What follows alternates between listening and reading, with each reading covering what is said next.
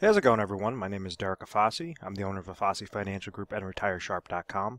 Today's topic, I want to discuss in detail what is a 770 account, and more importantly, when should a 770 account be utilized for an individual retirement accumulation situation or retirement supplement situation, and then also when is it not necessary or where it could really blow up in someone's face. So I want to really dissect the pros and cons. Understand I'm going to be non-biased towards this type of account. This is a type of strategy that I leverage towards my own retirement planning, but that does not mean that this is going to be successful for your guys' retirement planning. It really just depends if you fall into, a specific category, if you have a specific length of time before you're going to retire, and then what are the benefits. So I'm going to also show you how we design plans and how we could create more successful 770 plans, or different things for you guys to be aware of on what makes a really good a cash accumulation 7702 plan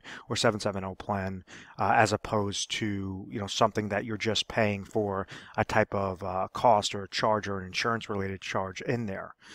So when viewing this, please have an open mind. Sometimes these things work really well, and what I've seen majority of times is individuals will call into the agency, call into the office, and they're trying to be set up on these types of plans, and there just simply is not going to work. They either want to retire too soon, they're not allowing these accounts to accumulate as long as they should be, and there's some risks involved where they would be better off just going with a more traditional retirement plan, such as like a Roth IRA or just a traditional 401k. So I want to make sure to get that up front in the beginning, because the things I'm going to talk about are definitely good things about this, but understand that there are very common traps with this. So just always be wary and always be mindful, and hopefully this could help further educate you on the topic.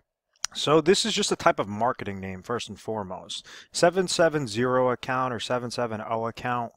What it's basing it off of is you have a lot of insurance agents that what they're doing is they're honing in on Internal Revenue Code 7702 regarding the different tax benefits within a permanent life insurance policy. And when structured the proper way, which is really important to understand because you have to structure it the proper way, there's a way that you could leverage max cash value within that plan, and this cash value could be utilized as a retirement supplement for your later years when you're looking to retire, whether that's before age 59 and a half or after age 59 and a half. There's different things that you could do to make contributions into these types of plans when they're structured properly, maximize out the cash value, and the ultimate results when done properly is you could accumulate those dollars. Those dollars could accumulate tax-free. You could pull those monies out tax-free, so you could receive tax-free income. And then the third level of importance will also be a tax-free death benefit. So these are the benefits of this type of plan. And I'm going to show you exactly what I mean by like how a traditional permanent life insurance policy works, then what typical advisors do or typical agents do to max fund a cash value plan, and then what we do differently in our office to try to make sure that we're squeezing out even more leverage, and why we've been very successful on a national basis of offering these types of plans only when the situation works for that individual. So typically whenever somebody's looking to utilize dollars to save for retirement, they're known as in their accumulation phase. They're trying to accumulate their dollars as much as possible. If they went and someone took $1,000 a month and was throwing it underneath their mattress, and they're doing that, they're placing away $12,000 a year for 10 years, they understand when they look underneath their mattress they'll have $120,000 that's sitting there. So that's a type of savings component. Well, rather than just randomly throwing dollars under your mattress or throwing into your savings account, what you lose to is something known as inflationary risk and purchasing power risk, and different things that is essentially an invisible negative or invisible pressure that's going against those types of savings accounts. So rather than just say, okay, I'm just going to hoard my dollars, never receive a gain, an additional gain on those monies, never receive a loss on those monies. I just want to be able to touch it and feel it and, never have any sorts of increases. That could end up hurting that person later on. So this is where when someone's in their accumulation phase, they like to place their dollars into something and also get a rate of return linked to that type of account. So you think about this, and it's in the form of a bucket. When someone's trying to set up like a retirement account or an accumulation related account, they want to put contributions into a type of bucket, and then they want to also make sure that they have a rate of return associated with that bucket, so that it allows the combination of what they're placing in there and the rate of return to beat out that power of inflation, to get a good growth on that account, on that bucket, and then ultimately be able to have a nice large bucket by the time they retire, so that they could take out more and more and more dollars and not have that fear of outliving their monies.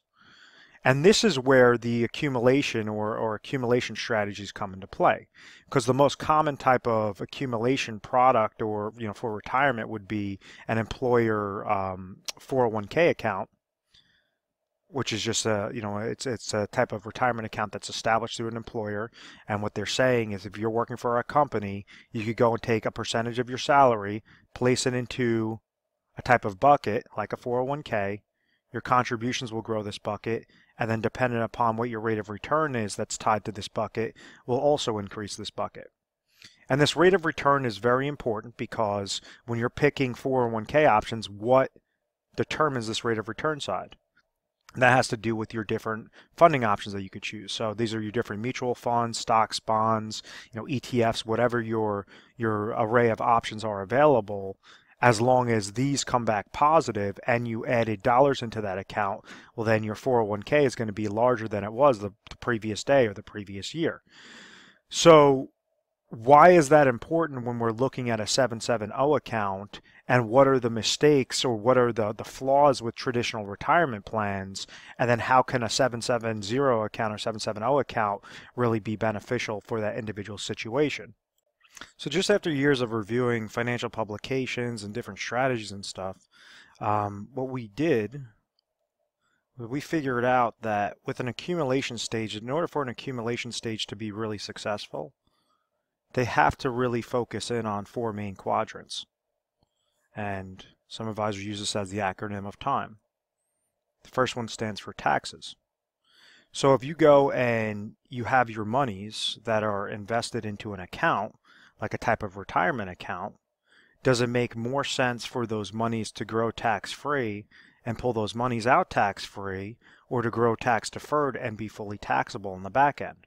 Because when we're looking at traditional 401k, I'm just going to use 401k account as this example, what happens is that's known as a pre-tax qualified retirement account. So just like the bucket, any contributions that are being placed into this bucket are getting a tax deduction, meaning that if somebody makes $100,000 in a given year, let's say they threw $5,000 into their 401k account for that year, and all else, everything else being equal, their adjusted gross income at that year, at the end of that year, would be $95,000. They were pre-tax, they got that tax deduction up front, and therefore that $5,000 that's being placed in there on the contribution side, and whenever that rate of return comes back positive or negative, whatever that rate of return is that grows this bucket, that's going to grow tax deferred. And then when it comes time to retire, when they're in their 60s and they want to pull this money out, that's going to be fully taxable. So the government isn't just being nice and saying, okay, put your dollars into a 401k plan, get this tax deduction, everything's going to be rainbows and butterflies, you're going to have all this good growth, and we're never going to get a dollar back. There's an incentive to obviously get your tax deduction now, but their bottom line is to essentially fully tax you on those monies every time you take monies out of that account later on. So with a 770 account, what happens with those sorts of monies is you place them into those accounts when it's funded correctly. The cash value could grow tax-free. Whatever's netted over from the contribution side grows tax-free, and therefore the rate of return also that's placed in there grows tax-free. So then when it comes time and you're pulling it out properly when you want to retire, those are going to be 100% tax-free. It sounds great, but understand that the contribution is really the trick with this entire account. The contribution, and then also making sure that you're having a favorable contract with favorable rates of return to make sure that you could have double compound interest working into that account. But when it comes on a taxation standpoint, do you want something that's fully taxable or something that's going to be tax-free later on? And it really just depends upon what the tax environment is at that time. So when we look at a chart of the top marginal federal tax rate, and this obviously stops at 2013, so it has to be updated further. You can just do a Google search on this. What it shows us is how high taxes used to be and where are tax rates right now. Well, if you're a couple years out from retirement, well, that might not be as big of a deal as if you're over 10 years out from retirement, 10 to 20 years out from retirement. And if those increase and you're in a high marginal tax bracket, that could be, detrimental to your position. That could be detrimental to the amount of income that you're receiving later on, from your types of retirement accounts. Case in point is, let's say if you pulled out $100,000 and it's from a fully taxable bucket in retirement, and let's say you're in a hypothetical 30% tax bracket, well, you're going to be able to walk away with $70,000 of income because $30,000 had to go with taxes. It was fully taxable, the amount of monies, as opposed to a bucket that's going to be completely tax-free, or a retirement account that's going to be completely tax-free. If, let's say, you're pulling out $80,000 that's tax-free, well, you're going to be able to walk away with $80,000, even though it seems like less dollars. Because that taxation standpoint, how can you be most tax efficient during your accumulation strategy, meaning the dollars that are going in are the dollars that are growing, and then when you're ready to pull those monies out, how do you utilize that most efficiently, most effectively on a type of accumulation and eventual distribution phase? The second aspect stands for I, which goes towards inflationary protection.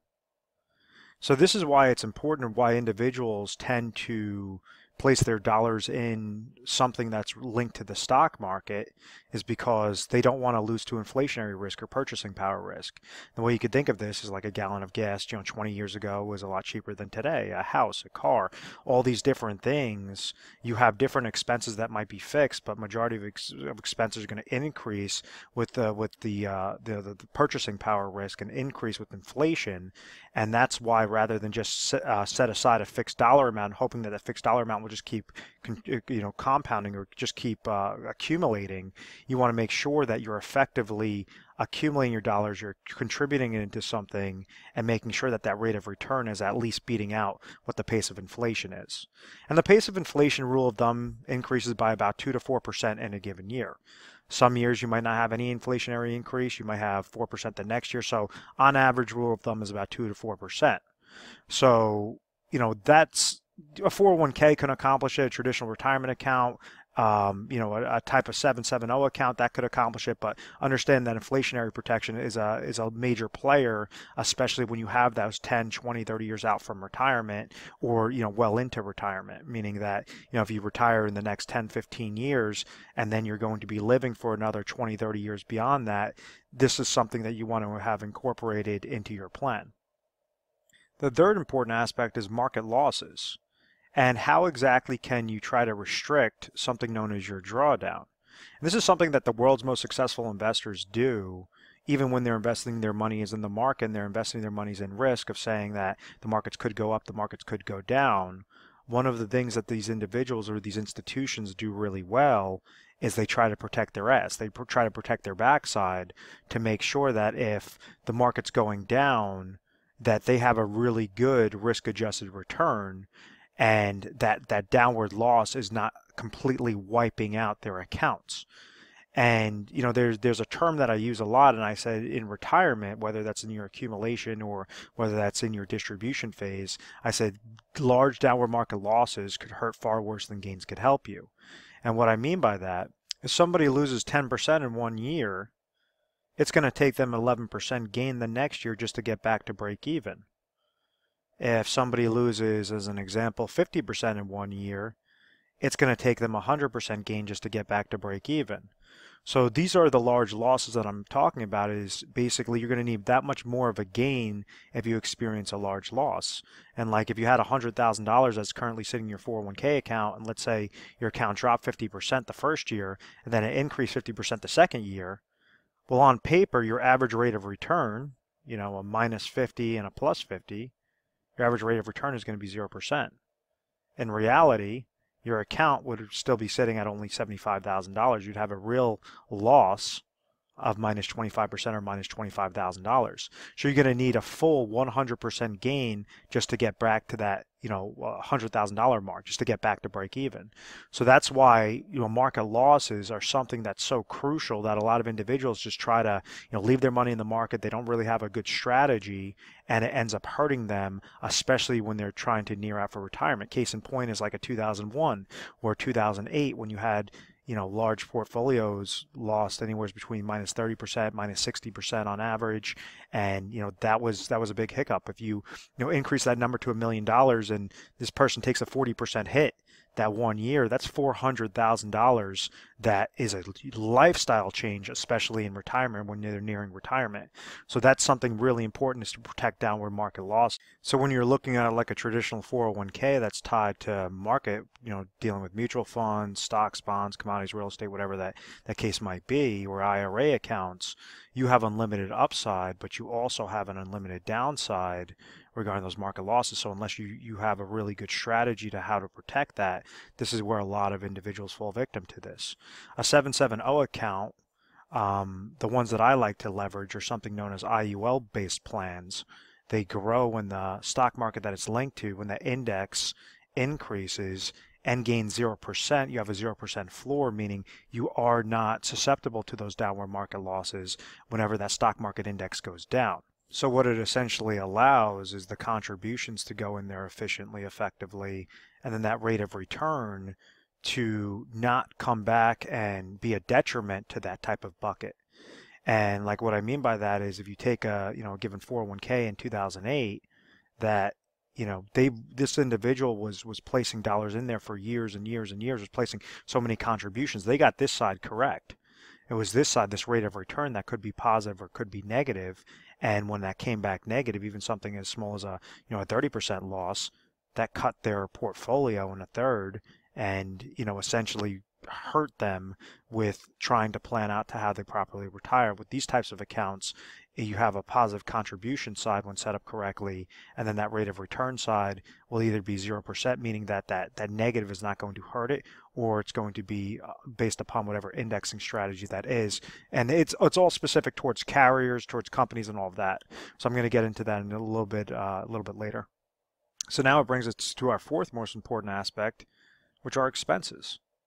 And I think this is probably the most important thing, because if a 770 account is more expensive than a traditional retirement account, why would you go into this type of product line? And this is something where agents and advisors, they get this part wrong time and time again, is what they try to do is always talk about these three main benefits, and then they steamroll whenever somebody asks them regarding the expenses.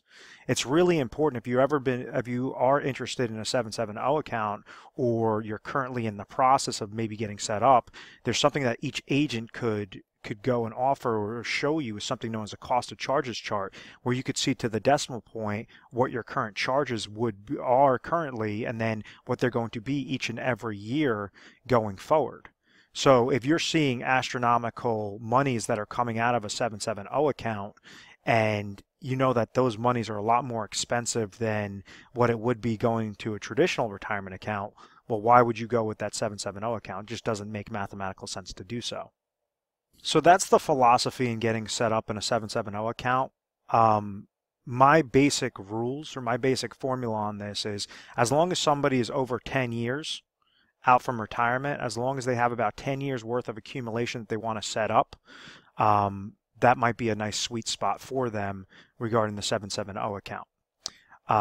When they're before that 10-year mark, that's when the 770 account is typically going to be more expensive than a traditional play, and that's why I would typically recommend a traditional play. So, please be mindful of that, and I'm going to show you, okay, how does a typical permanent life insurance policy work, and then what are advisors doing to maximize out the cash value component, get into a 770 account, and then what do we do to further expand on that cash value accumulation and further expand on the amount of leverage that you could utilize with that type of cash value as a viable retirement supplement later on. So this is how a typical life insurance policy works. You might have seen this with other videos, but I'm going to correlate this to the conversation, regarding the accumulation phase. Each life insurance policy has something known as a death benefit that's attached to it. So with traditional life insurance, what happens is an individual is paying a premium dollar, and God forbid if they pass away, then this death benefit is going to get paid out to the beneficiaries, usually in the form of a lump sum. So if someone's putting in $1,000 into a plan and they have a $500,000 death benefit, this person makes one payment and then passes away, well, $500,000 now has to come off the life insurance company's books and get paid out to the beneficiary. So that's a large loss for the life insurance company. Any time that they're in risk to have these large losses, it's going to increase something known as net amount at risk, NAR. So, and case in point is like this is showing the dollars go into the plan. Majority of the red section is known as the cost of insurance and other expenses. That has to get paid first to basically correlate to the death benefit to the net amount at risk, and whatever's left over is going to go into a type of savings account known as cash value. So this cash value is all the good things that I spoke about, in this video of saying, okay, you could have tax-free monies, you could have inflationary protection, no downward market losses, expenses, all these different things. Well, unfortunately, this is how majority of individuals or majority of agents, or should I say life insurance agents, set up plans. Because they understand that the larger this death benefit is, the higher the cost of insurance is, and the higher that their commission is going to be. And therefore, the cash value, yes, it is still growing with those different components, but it's not going to be favorable when you're comparing it on a retirement supplement standpoint. When you're comparing the apples to apples with like a 401k or a Roth account, that's not even going to compare with being a viable option. So you have other agents that they say, okay, well, we're going to set up a cash value maximization plan for our clients. And what they do is they'll have that same dollar that goes in there, but instead of a $500,000 death benefit, they're going to reduce this down to a $100,000 death benefit. They're going to reduce this down to what the legal limits allow with the Internal Revenue Code 7702, 72E, and 101A that says that they could grow this money, this cash value, tax-free. They could pull this money out tax-free, and they could also leave a tax-free death benefit. When someone's looking to utilize a 770 account, the cash value is going to be the most important thing, and the death benefit is going to be the least important aspect. You're not trying to get put into this plan for a death benefit play. Death benefit should be the absolute least of your concerns. Yes, you have a death benefit that's sitting there. Yes, it's beneficial, but you should try to beat the hell out of this death benefit as much as possible because you want to try to hone in on this cash value as large as possible. So with the death benefit being reduced down to $100,000, what do we notice? Well, the cost of insurance and other expenses also were reduced by, about a fifth of the price of what it was with the $500,000 death benefit.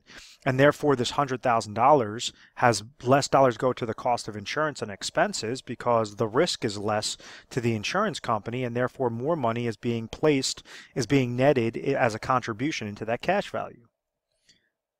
So all that happened was there was focus on that net amount at risk. So whenever we set up plans, and I say, okay, well, other agents, they'll go and they'll try to set up these types of plans, and they'll just figure out this death benefit side, tweak down the death benefit and call it a day. And you're still leaving a large portion towards cost of insurance and other expenses. So what we did was we really figured out, what is this net amount at risk? What is the actual risk to the insurance company? And how can we cherry pick specific carriers and specific strategies to further reduce this net amount at risk and further increase the amount of cash value that's growing within that plan while still staying in compliance with these internal revenue codes? Because be mindful that the reason why you can't drop down this death benefit to like $1 and put $1,000 in there is because this would be known as a modified endowment contract, and therefore you're going to lose out on all those tax benefits that I mentioned previously. So if you have too small of a death benefit and too large of a cash value, well then it's known as a modified endowment contract, and it works like a type of non-qualified retirement plan. So it's very important to strip down this death benefit to bare bones legal limits, and then also make sure that this cash value is correlating with it as well. So when we set up our plans, we want it looking something like this, where you're still putting in that $1,000, that's fine. The death benefit is still sitting at the lowest that it can be, but we have a different cost of insurance and other expenses that are associated with our plans. what exactly did we do? Well, we honed in on a lower net amount at risk. With cash value plans, it's really important to make sure that this death benefit and this cash value are as close to each other as possible. This is known as the cash value corridor. So as cash value is increasing, we want death benefit to increase with it.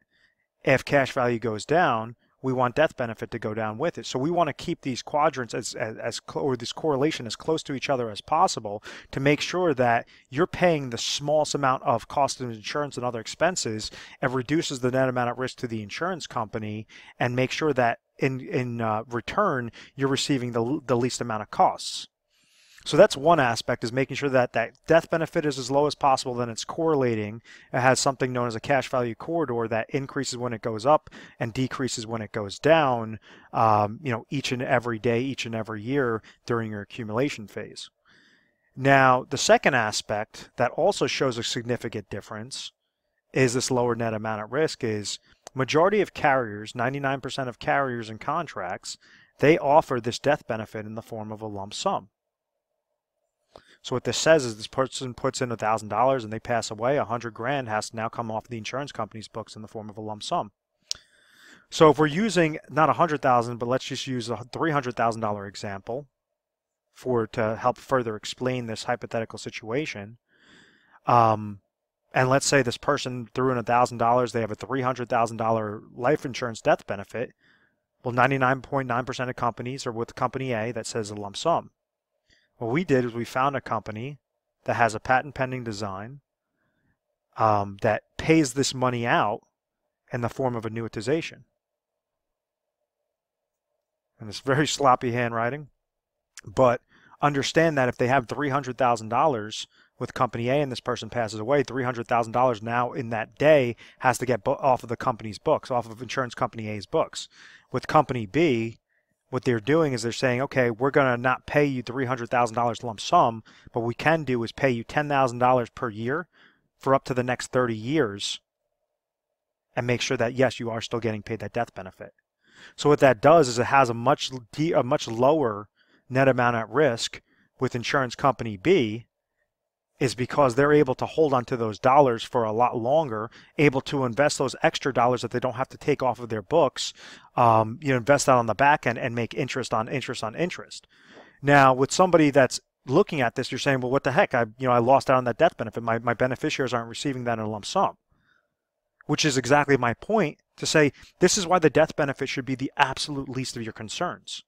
There's two main components with this. First off, you want that death benefit to be as low as possible. Second off, you want this net amount at risk to be as low as possible. So therefore, even if it's getting paid out on an annual basis, a 30th each and every year for up to those 30 years, that's completely fine because you were able to leverage that cash value. They're still receiving a tax-free death benefit, but in the back end, it's significantly lowering that net amount at risk. It's significantly lowering those costs. And when I'm saying significant, it's not just off of like 2-3% cheaper, cheaper fees. It could be anywhere from 20% to 40% cheaper costs of insurance and other expenses when you're structuring it the right way with the correct carriers and the correct contracts, as opposed to just going blind into these type of 770 accounts. So if we're going back to that bucket aspect, everything I just explained was to add on more dollars from the contribution side. Remember, there's two sides to this accumulation phase. You have contribution side and rate of return. So if we're doing everything correctly and you have the most amount of dollars contributions going in there, well, you can't just call it a day. You also have to make sure that this is maximized as well. It's maximized in a very safe, efficient manner, and this is where we still cherry pick the carriers. We'd only find the ones that give us that annuitization phase on the death benefit, but then we also find ones that have really high either cap rates or really good indexing strategies. One in particular that we like to deal with, it actually has an uncapped index and a 0% floor. So if you go into that index and let's say the index gains 15% that year, you're going to have a plus 15% into your cash value on top of the contributions that you're placing in there. If let's say the next year that index loses 40%, well, you're going to have a gain of 0% in there. So it's going up whenever that index goes up and gain 0% whenever that index goes down. The mistake that's made is individuals just go into this type of plan and they'll go into a plan with like really low cap. So they'll have like an S&P 500 with like a 10% cap and think that, okay, that's a good contract, as opposed to other ones that might have 17% caps or might be completely uncapped indexes that make this rate of return much more favorable and overall grow your bucket at a much higher exponential rate of return or an exponential growth than just falling victim to those lower cap limits. So that's the main takeaway, is to make sure that you're stripping down those costs as much as possible. And second off, you're also finding really good indexing strategies and really good growth potential in there so that everything makes mathematical sense. But once again, we want to make sure that we're checking the acronym of time whenever we're looking at a retirement situation. So let's say if, yes, okay, the 770 account is more tax favorable than a traditional account, the inflationary protection will run them at both the same rates of return to make sure that it's as close to an apples-to-apples correlation as possible. We're just letting them know that the 770 account is, you have that 0% floor, as opposed to the other account, which could go down when it's tied to market to downward market losses. But most importantly, the expenses. If someone's trying to leverage this and their account is too expensive, meaning that one aspect might be that they're uninsurable or they're highly rated, so therefore you have a higher cost of insurance in there and other expenses. Does it make more mathematical sense to go into a 770 account, or does it make sense not to just fully fund what you currently have through your employer? Another aspect is to do a blended strategy. And one of the things I didn't mention with like a typical 401k account is they offer something known as an employee match. So what that means is if someone's making $100,000 and maybe they might be offered like a 3% match on their 401k account. So what this says is if this person contributes 3% into their 401k, their employer is going to give them 3% as well. So if they make $100,000 and they threw $3,000 in there, ultimately the employer is going to match 3%. It's an incentive to stay at that company, an incentive to invest your dollars into retirement plans, and therefore $6,000 is going to go into that contribution. If you're offered a match, you should not completely walk away from that 401k. You should limit it down. So you should say, okay, if I'm looking to put 10% of my money away for retirement, and I understand the good things mathematically, it comes back really well with the 770 account. Maybe I'll reduce my contributions to my 401k to 3% to at least get that matching money. And then the other 7% is going to go into, a 770 account, only if that 770 account comes back most favorable. So like if you're only like 5 to 10 years out from retirement, the 770 account, rule of thumb, might not make the most sense for you. If you're going, over 10 years, 10, 15, 20 years out from retirement, typically that's where you have a lot of really good compound growth potential in there. It allows us to strip away those costs as much as possible. And we show you to the decimal point where your expenses would be in this, where your expenses would be with your 401k account or your employer sponsor plan or an IRA account, whatever that case might be. And we'll compare all across the board to make sure that all the math adds up. Where we also do different is we have a calculator known as a Retire Sharp planning system where we get to depend upon the area that you're calling in from, depend upon your situation, your age, all of that. We get to receive back over 1,200 plus results. What are the top 3 results for your situation? What is the number 1 recommendation that we would make? And then we take that number 1 recommendation and we show you on a scientific basis how much should you place into this type of plan, or whether you should not place anything into this plan and maybe go into other avenues, that's going to be most effective, most efficient. If you're in the accumulation stage, well, there's specific strategies to leverage in an accumulation phase to be most efficient. If you're nearing that road from retirement, well, then there's something known as a preservation and distribution phase that you want to make sure that you're not commingling a preservation and distribution phase with an accumulation phase. Each one serves their own purpose. Each one has a specific set of rules to make sure that they're more efficient than the other. So, depend upon what your situation is. That's exactly what we're going to try to educate you on and make it very specific. But this could be leveraged really well. I do it for my own monies based upon my age, based upon the amount of dollars I'm placing in there. Some people watching this video say, what about Roth IRA? Roth IRAs are good, or Roth 401ks are really, really good. The problem is if you phase out of a Roth IRA, if you make too much money, you cannot contribute into a Roth IRA. It's known as a phase-out provision. So you could be adding dollars into a Roth IRA, add dollars into a Roth IRA for a couple of years. All of a sudden, you have those aspirations. You're making more money. It puts you over that limit. Both you and your spouse go over that limit. Well, now you can't contribute any more dollars into a Roth IRA. So that's where that hiccup kind of comes into play.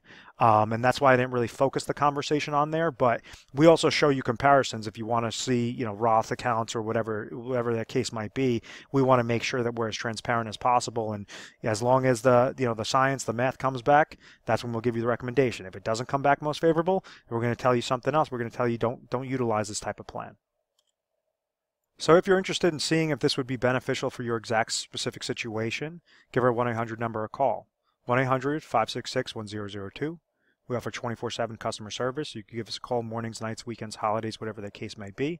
You're going to be speaking to an assistant, and then you just reference this video, and we'll make sure that a specialist will be either calling you back or be transferred directly to a specialist and go from there.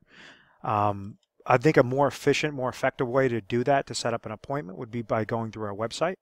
And when doing so, you could type in retiresharp.com. You could click on the link within this video, and retiresharp.com and afossifinancial.com, they both go to the same place, but what you notice is a little icon pulls up on the right hand side, bottom right, and it allows you to book your strategy session. So you actually get to see our calendar, and then when you schedule your appointment, it's more locked in there, and then you just leave your little note, say, okay, I saw something on a 770 account, I'm interested. So we'll make sure that specialist gives you a call, at that specific point in time. And please understand that I also handle a bunch of the appointments myself. So if you're calling in and you want to speak to me directly, just ask to speak directly to Derek, or basically make that note on the digital calendar, and we'll make sure to to have me contact you directly and go from there. And I could explain more specifically to your situation what I've explained in this video and previous videos. But we're A+ rated on the Better Business Bureau. I believe it is because of our methodical process of education first through literature pieces, personalized videos, whatever that case might be. But I want to thank you for watching this video. Please feel free to subscribe to our YouTube channel, Retire Sharp, so you can have access to the most updated videos. Thanks so much, guys.